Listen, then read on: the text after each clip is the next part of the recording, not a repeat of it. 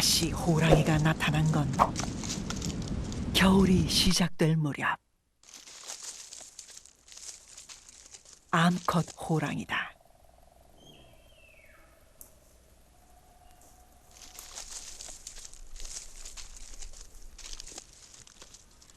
이 지역은 호랑이가 번식을 많이 하는 지역으로 알려져 있다.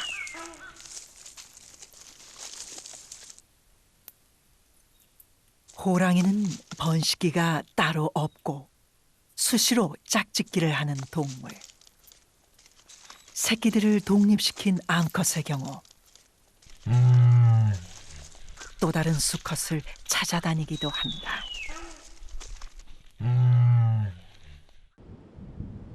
암수가 만나면 5, 6일 정도 함께 있으면서 짝짓기를 한다.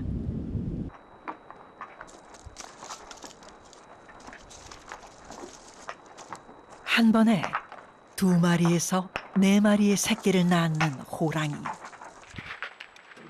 암컷은 새끼들이 다 자랄 때까지 2, 3년 정도 데리고 다니며 키운다.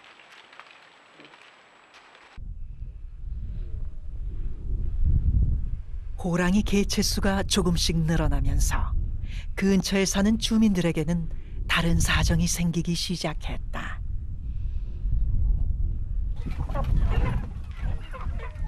최근 들어 이전엔 없었던 일들이 일어나고 있다는 것. 바로 호랑이의 습격이다. Ситуация была такая. Тигр зашел с той стороны, забрал собаку и уволок ее туда. Но как бы мой друг видел, потому что фонариком посветил и увидел просто тигра, вилящую. Поняли, да? Все, он уволок собаку, оставил только цепь и ошейник. 가축의 피해가 잇따라 일어났다. 개체수가 늘어난 호랑이들이 더 넓은 영역으로 퍼져나가며 생겨난 일들이다.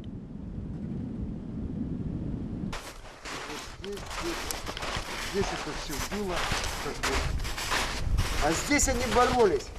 Это не просто было выбито все. Все боролись, все было истоптано. И здесь крови, и отсюда он начинал его тянуть. Вот именно туда. Как он пошел, куда он его и затянул. 그렇다면 사람은 호랑이로부터 안전한 것일까? Но при этом хищник бывает, что очень осторожен по отношению к людям. Он сохраняет страх перед человеком.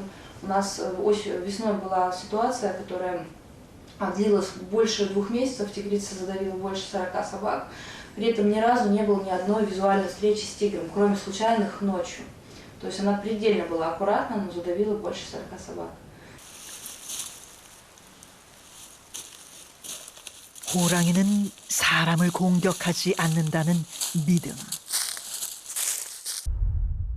그래서 사람들은 이 숲에 살면서도 호랑이를 무서워하지 않는다고 한다.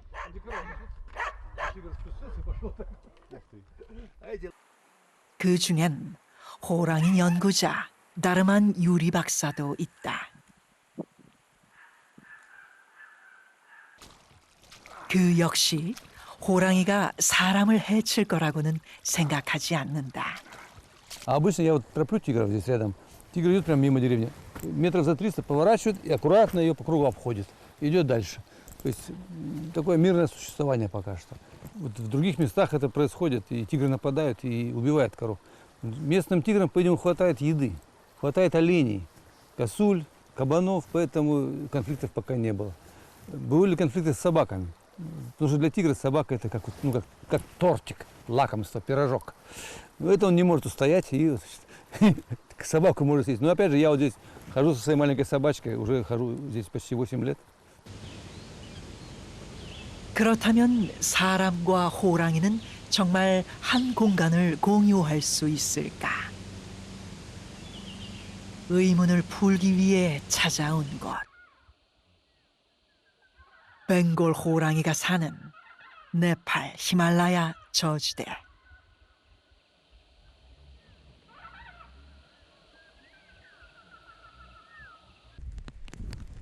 또 다른 야생을 찾아왔다.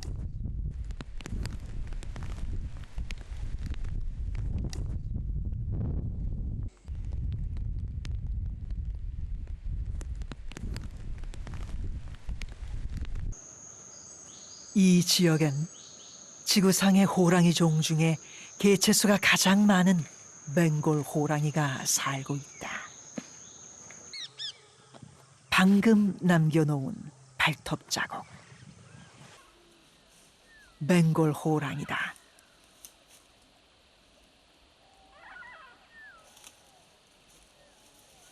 인도, 네팔 등지에 주요 서식지가 있다.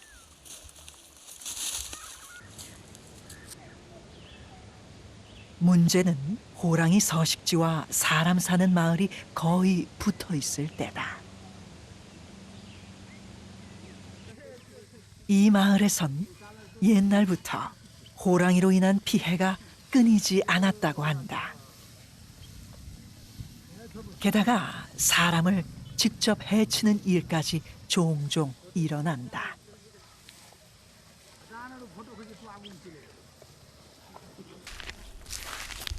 끔찍한 일은 얼마 전에도 있었다.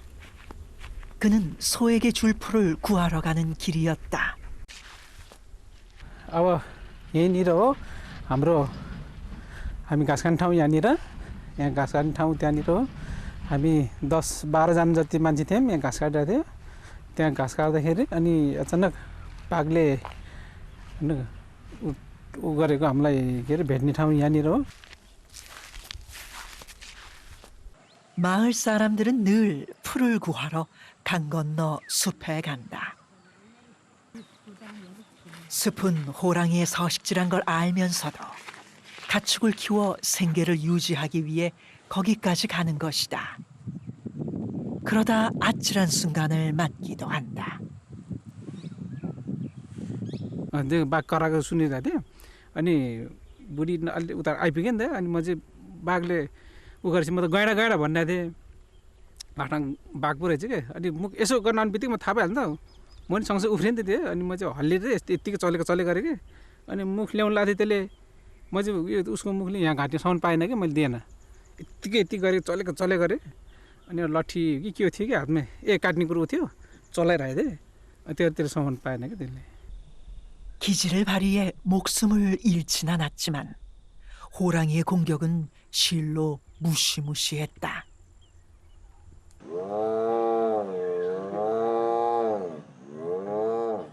사람을 해친 호랑이는 바로 포획해 가둔다. 먹이 근처에 머무르는 습성이 있어 멀리 가지 않기 때문에 포획이 가능하다.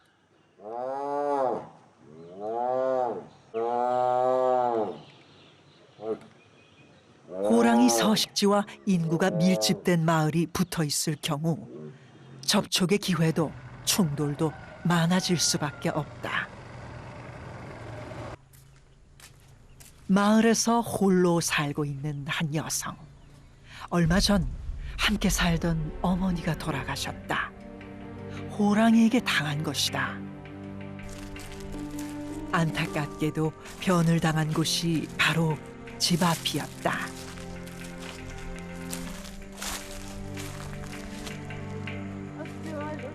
평소처럼 풀을 베다 마을까지 내려온 호랑이에게 공격당한 것이다.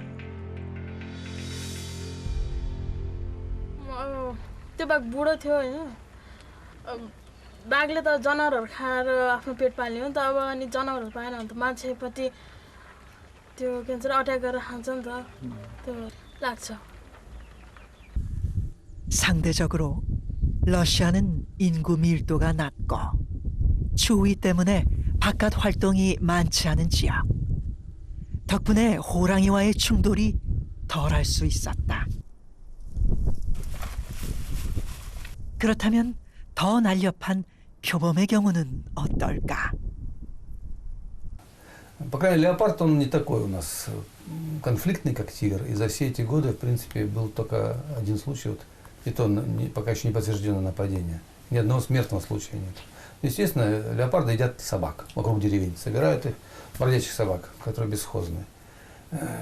Есть случаи, конечно, когда задавили козу, задавили там теленка. 날쌘 몸에 나무를 잘 타는 맹수 표범. 하지만 치명적인 공격은 일어나지 않는다.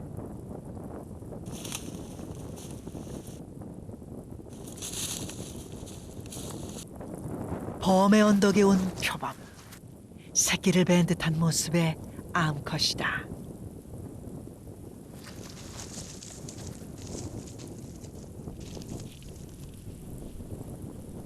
(3개월의) 임신 기간을 거쳐 안전한 곳을 찾아 새끼를 낳는다.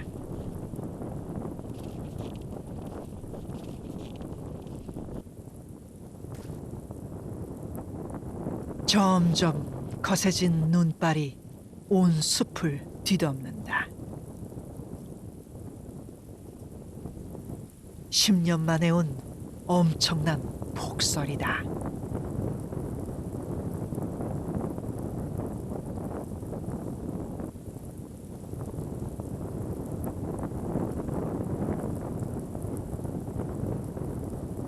눈 속에 갇혀있던 동물이 구조됐다. 태어난 지 한 달 반 정도 된 새끼 표범들.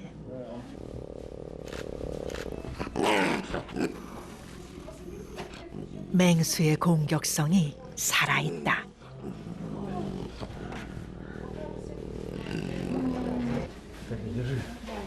눈 속에서 어미도 없이 고립된 상태로 발견됐던 새끼 표범.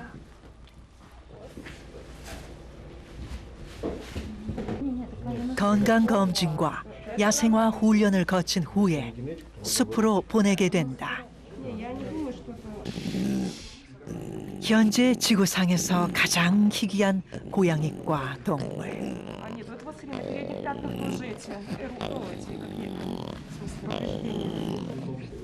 한 마리 한 마리의 생존이 절실할 수밖에 없다.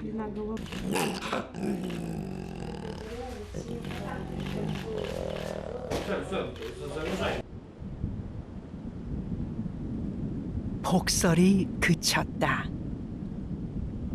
하지만 두텁게 쌓인 눈은 여전히 숲을 덮고 있다.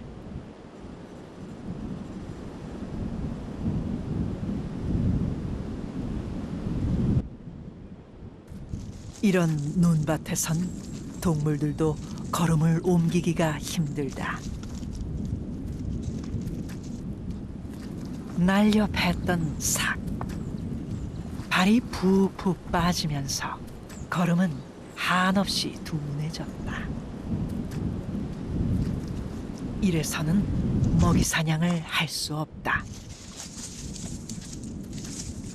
여기보다 눈이 더 많이, 더 오래 내리는 북쪽으로 가면 삭은 생존 자체가 힘들어진다. 그래서 이곳이 북방 한계선이다. 표범도 마찬가지. 더 이상 북쪽으로 가지 않고 여기까지만 자신의 서식지로 삼는다.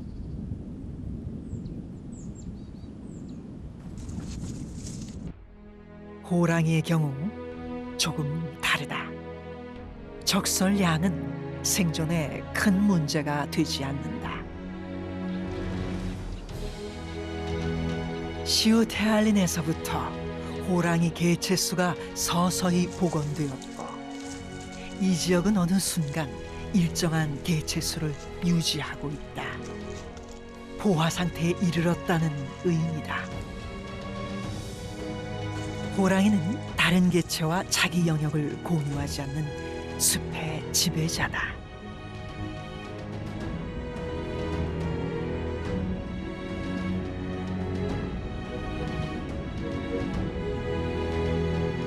그러다 보니 새로 독립한 개체들은 새로운 영역을 개척해야 하는 상황.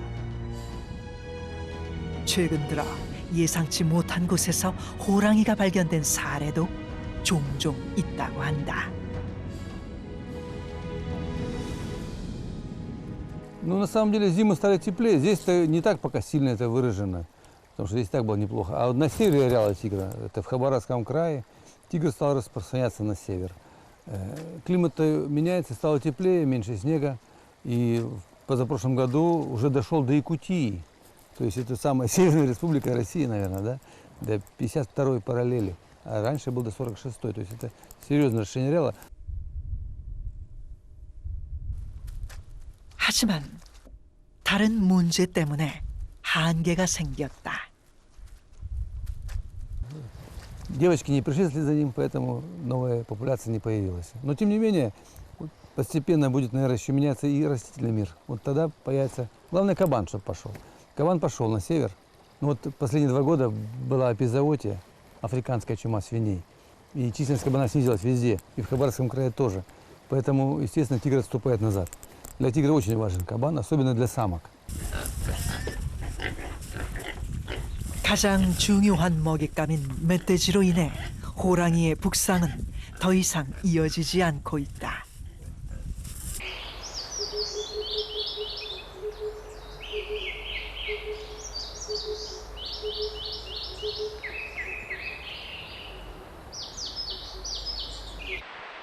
한때 30여 마리에 불과했던 야생 시베리아 호랑이는 최근 들어 600여 마리로 늘어났다.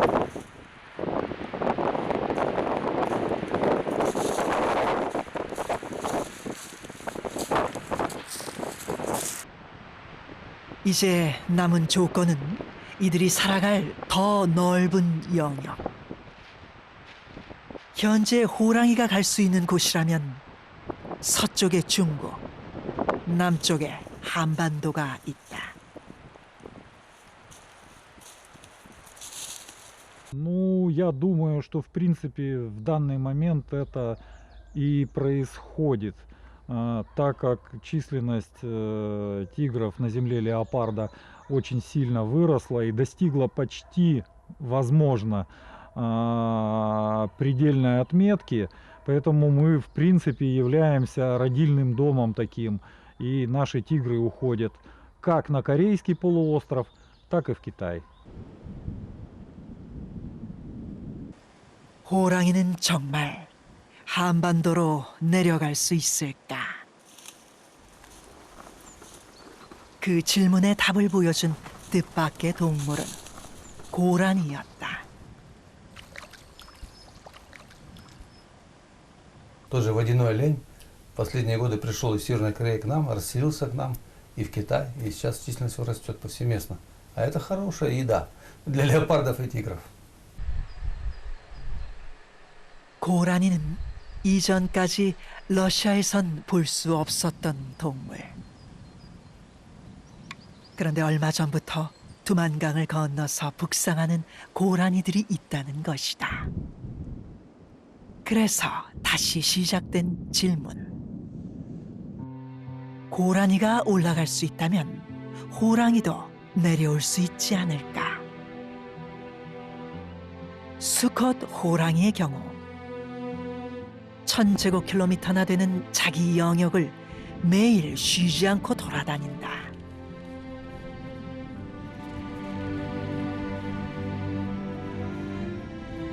엄청난 하루 이동 거리를 생각하면 국경을 넘는 것도 충분히 가능하다.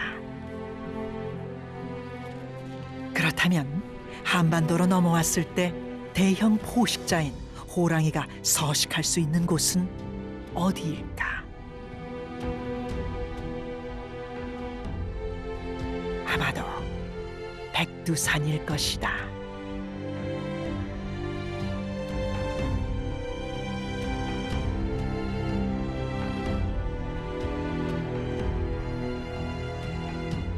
다양한 생태계와 먹이 자원이 있는 백두산. Ну, смотря где. Пектусан – очень красивая земля, очень богатая земля. И там до сих пор очень много копытных животных. И в Северной Корее неплохо идет охрана. 백두산은 한반도 전역에 뻗은 모든 산줄기의 시작점. 남도의 지리산까지 백두대간이 힘차게 이어진다. 한국 호랑이의 주요 서식지였던 백두대간.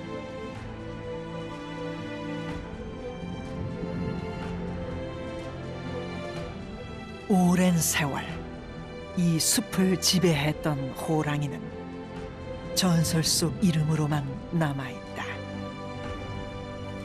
그 전설의 주인공이 다시 자신의 고향으로 돌아올 수 있을까?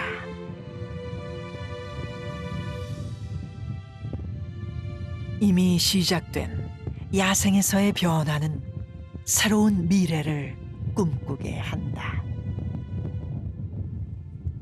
Ну, в принципе, наши фотоловушки прямо на границе показывают, что тигры приходят и уходят на Корейский полуостров. Поэтому, в принципе, ну, это практически подтвержденный факт. Я уверен до сих пор, что и тигры, и леопарды живут на Корейском полуострове, но только в Демократической Республике Корея, в Северной Корее, прямо на границе до реки Томанган. Есть следы тигров, есть следы леопардов. 동해 바다와 두만강이 만나는 접경 지역. 북한에서 온 폐어선 한 척이 이곳이 국경 근처임을 말해준다.